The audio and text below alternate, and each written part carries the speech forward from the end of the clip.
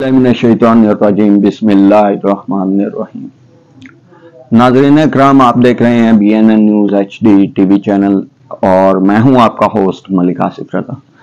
नाज़रीन इकराम, जैसा कि आप जानते हैं कि पाकिस्तान में आम इंतखाबात के बाद जो वज़ीर आज़म का मामला है वो अभी तक डिसाइड नहीं हो चुका है, क्योंकि पाकिस्तान की तारीख का पहला इलेक्शन है ये, जिसमें आज़ाद उम्मीदवारान ने जो है वो मैदान मारा है और दूसरी तरफ मुस्लिम लीग नून की क़यादत है, उनकी सबसे ज़्यादा सीटें हैं और तीसरे नंबर पे जो आ रही हैं वो पाकिस्तान पीपल्स पार्टी आसिफ अली जरदारी साहब हैं।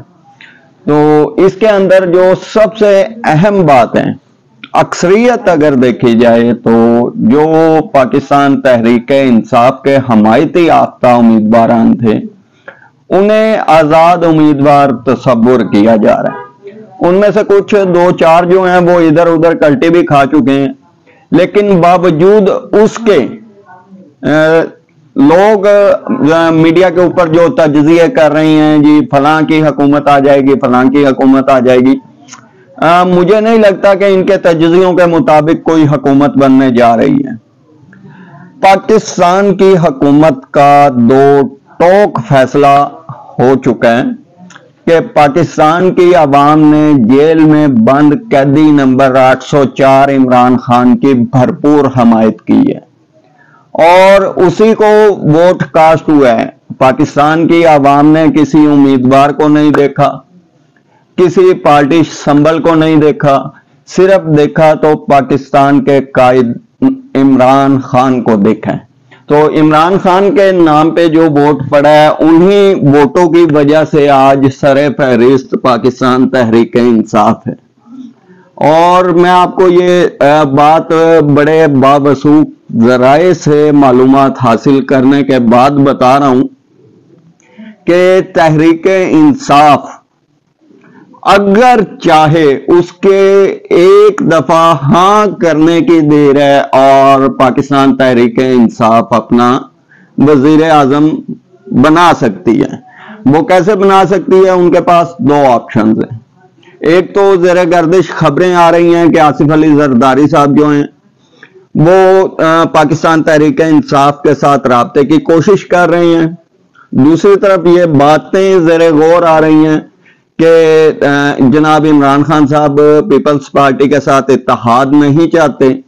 सिर्फ यही इशू आ रहा है, अगर इमरान खान की तरफ से पीपल्स पार्टी के लिए रास्ते खोल दिए जाते हैं तो जाहिर सी बात है और 100% ये कंप्लीटेड बात है कि पाकिस्तान पीपल्स पार्टी तहरीक इंसाफ के साथ इत्तेहाद करके अपना वजीर आजम मुंतखब कर सकती है।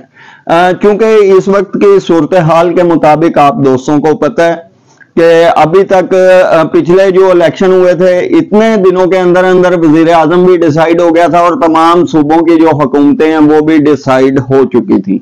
लेकिन ये वाहिद इलेक्शन है जो ताखीर का शिकार होते चले जा रहा है और मजीद मुतनाज़ होते जा रहा है।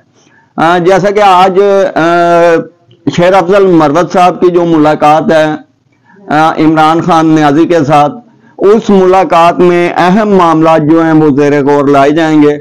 और अगर आप ये कहें, कोई पीपल्स पार्टी का वर्कर ये कहे कि जी वजीर आजम पीपल्स पार्टी का आएगा, कोई नून लीग का कहे कि जी नून लीग का आएगा, ये सब मफरूजों पे मबनी खबरें हैं।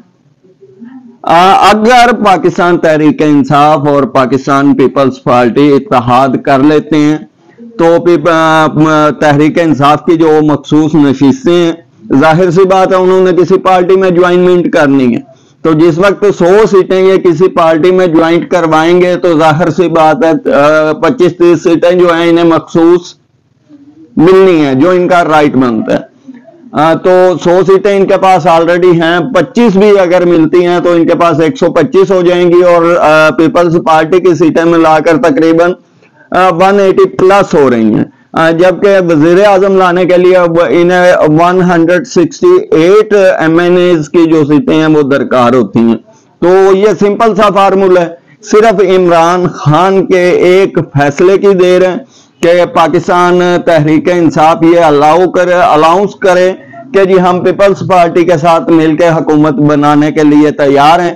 تو جس وقت یہ دونوں پارٹیاں ایک جان ہو جائیں گی تو پاکستان بھر سے جو مسلم لیگ نون کی سیاست ہے اس کا خاتمہ ہو سکتا ہے، اور یہ خاتمہ یقینی طور پہ ہو جائے گا. اور جس وقت یہ دونوں جماعتیں اتحاد کریں گی تو 2-3 اور پارٹیاں بھی ہیں پاکستان میں جو ان کے ساتھ اٹیچمنٹ کریں گی، اور بہت مضبوط ترین گورنمنٹ بنانے میں یہ لوگ کامیاب ہوں گے. یہ تھا میرا آج کا بلاگ. امید ہے آپ کو پسند آیا ہوگا. آئندہ ملتے ہیں ایک نئے بلاگ کے ساتھ. تب تک اپنے ہوسٹ ملک آصف رضا کو اجازت دیں. اللہ حافظ.